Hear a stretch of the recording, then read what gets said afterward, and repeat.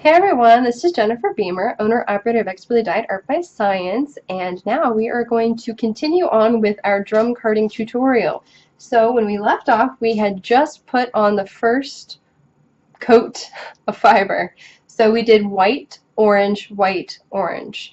I could fill this up more, and I encourage you to do that when you have your own drum carder, but for the purposes of the video, we won't. So I'm going to hold up the burnishing tool, and then I'm going to take my handy dandy little owl, which this is a knitting needle, we've already talked about this, and there is a groove up here at the top. You can see this part right here. This is void of pins, and that's so that you can put your owl through there. So I usually like to start on the right side and go to the left because I'm right-handed, but you could equally go from this side over. It just depends on which is easier for you. Usually this is on the right corner of whatever table I'm working on, so I usually go this way. I don't know, maybe other people do that too. So sometimes there's like fiber that will kind of spill over on the edge here, so I kind of just push that up before I start. Now it's important to note here that you can't expect it all to come off easily. Usually you have to put the owl in a little bit and pry it up, put the owl in a little bit and pry it up. Don't try to do it all at once, especially with something like a knitting needle, which you're not using. So I'm going to put this in here, and I do it at an angle, okay? So I'm not flat to it, and I'm not like completely perpendicular to it. I'm kind of at an angle, maybe like, I don't know, was it 15% angle? 15%. Oh, gosh, 15 degree. All those math majors just like totally unsubscribed. So I'm going to put this in here, probably like 2 or 3 inches, and then I'm going to gently lift up. Okay? Just a little bit. I'm going to put in a little bit further and gently lift up.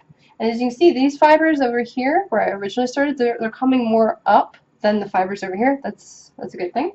Sometimes, like, I don't grab everything the first time, so I have to like take this out and put it back in. I'm trying to find the thing here. Up, lift up, lift up, lift up. And usually when I get down here to this end, I'll set this down because I'm not using the right tool, and I'll lift this end up a little bit. The point is, you want it to separate. Okay? So I've got it separated here. Put that down before I hurt myself. And then I'm just going to gather the fiber, kind of like I'm trying to make a ponytail. I don't know what happened with that. That's what happens when you're talking and doing something and not really paying attention to what you're actually doing. Something weird happens. So it's like I'm forming a ponytail with the fiber. I'm going to turn it a little bit, grab the fiber, and pull it like that.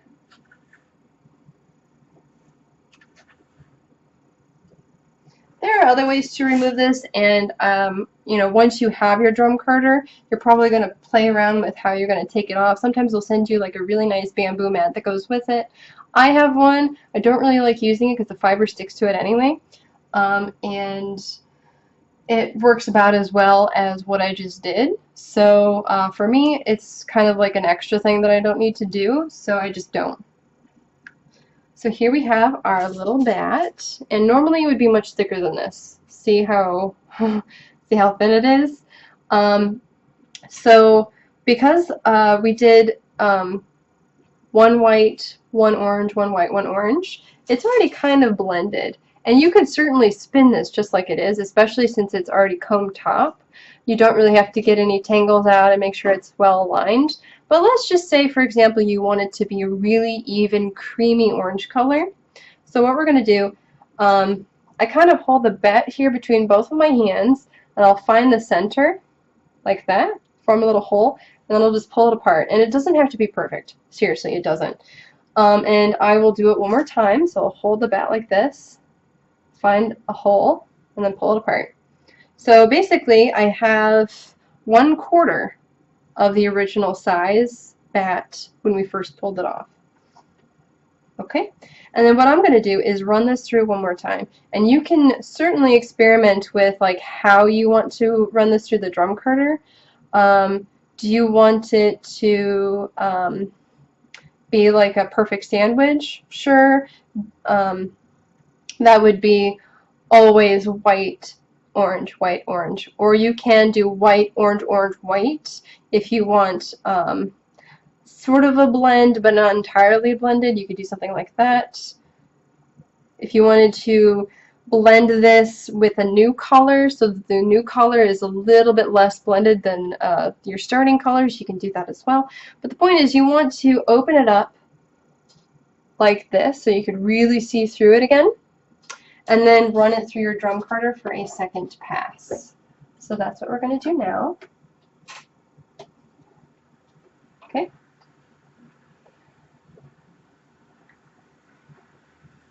And you notice, uh-oh, we're getting stuck on something? Yes. Keep the fiber away. All moving parts should be kept far, far away from other things for that exact reason. Right, so that one's done. And then I'm just going to keep the same motif going, so white, orange, for all of these sections that I'm running through the bat or through the drum carder again. And I don't know if you could see or if you remember, but when we first started, you see how much more even this is than the first bat that I showed you, or even when I was just pulling it apart to send it through the first time. So hopefully on the third pass you will see how light and airy and spread out the fibers are. And this is actually one of the great things about spinning with a carded bat, is it's already got the air incorporated into the fiber, so it's going to be a really light, soft, airy yarn. Naturally, you can do it also with combed top, but you have to work a little bit harder to get that in there. And there are lots of tutorials out there for that. Usually you have to pay for them, but it's not like a super advanced technique or anything like that. Okay, so I'm going to run this through. And as I'm talking, really listen to, listen to the sound of the drum carder.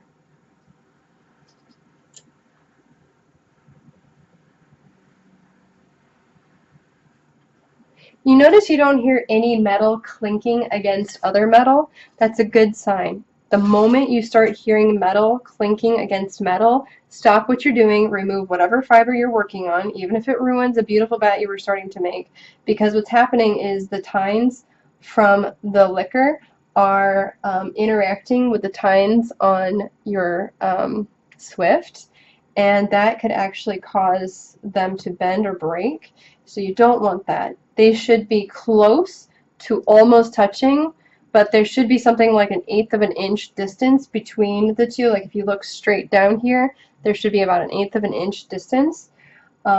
So if they're actually connecting, it's obviously too close, so you'll have to make some adjustments however your drum carder is adjusted. And I didn't know this. I was borrowing one from our guild and it was making this clicking noise, so I investigated it, as you know, usually that doesn't seem like a good thing to be making that noise. So I found out what the problem was, fixed it, and my guild was very happy that I took that initiative. But I didn't want their drum carder to be ruined. I mean, sometimes that's what happens when you rent something. Not everyone has the equal care for something because it's not theirs. I'm not saying anything bad about my guild or the people who have borrowed stuff, but you know, these things happen. You don't realize it gets moved around a lot, so it's probably no one's fault. But I'm going to do my last few passes here with the burnisher, really just for effect because it's really not going to be doing much with this. But this is how it works. And then I'm going to take this off really quick. And we are, as you can tell, moving a little bit faster now that you guys know how this stuff works. Okay. Ah. And sometimes you don't grab it all at once. And then we're going to take it off like a ponytail.